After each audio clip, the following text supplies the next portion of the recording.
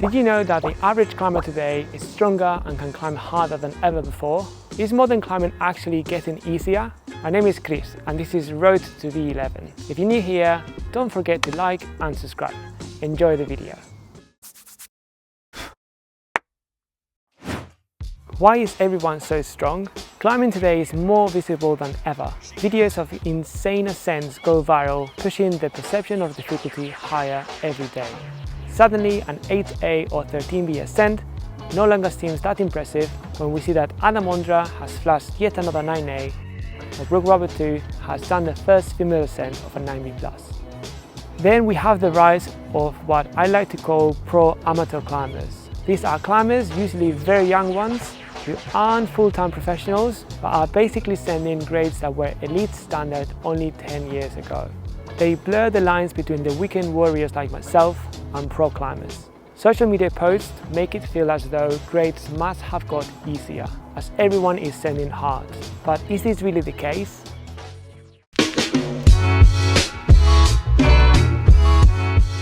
How does this happen? Climbing has gone from being an anti-establishment activity practiced casually by dirtbags a few decades ago to being a professional life choice and a multi-million-dollar industry, attracting an insane amount of talent. And this has evolved training for climbing massively. Back in the day, climbing training was mostly trial and error. Most of the time, bouldering itself was the training. Fast forward to today, and we have entire gyms dedicated to performance, personalized programs, and data-driven coaching. Yet, climbing is such a young sport. I'm confident to say that we are only seeing the tip of the iceberg. To put it in perspective, think about marathon running. Running is probably the oldest form of what we call a sport. Humans have been doing it for the better part of 3,000 years. Because of this, we now have thousands of years worth of experience and research in sports science. Our knowledge about the sport is so extensive that making any significant improvements is nearly impossible. Humans have come very close to fulfilling our potential. Climbing is not quite there yet. However, there have been great improvements in the last 20 years that have made the standard grow exponentially. Research on muscle activation, finger tendon strength, recovery protocols, and even supplements have optimized the way climbers approach their training. It was only 15 years ago when I was reading about climbers training 9 hours a day. It feels as though it's only been recently that we've learned that in climbing, quality wins over quantity. Now, climbers not only have ultra-specific training plans, but they also cross-train. Yoga for flexibility, plyometrics for explosive power, and even mobility routines borrowed from gymnastics. They all contribute to better climbing performance. The climbers today are not just becoming stronger, they are also smarter about how they train. And all of this filters to the average Joe, making them stronger and fitter than ever before.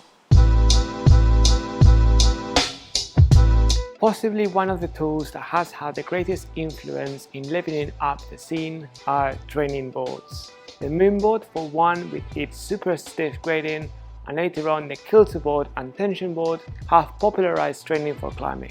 System boards gamify training for climbing and make it accessible to the average climber. Boards, in my opinion, are one of the most effective ways any climber can get stronger, and these days it's rare to not spot one of them in any modern climbing gym.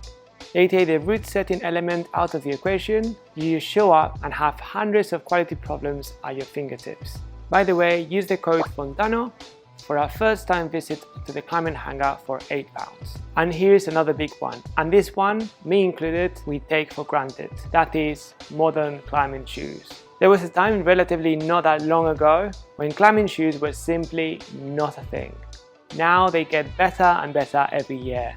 You can get them stiffer, softer, stickier, or shaped to maximize power transfer. Some even have been pointed to be basically aid. Clipsticks, hands down, make climbing more accessible. Some might even argue they make it too accessible. With a clip stick, anyone could A-climb at 7A and then practice it, which means the route will see more traffic and as a result become more polished. Should you project climbs that you wouldn't try without the help of a clip stick? Controversial, I know. I'll let you debate that in the comments. What's undeniable, aside from whether it's okay or not, is that clip sticks lower the barrier to try harder grades, ultimately helping climbers level up.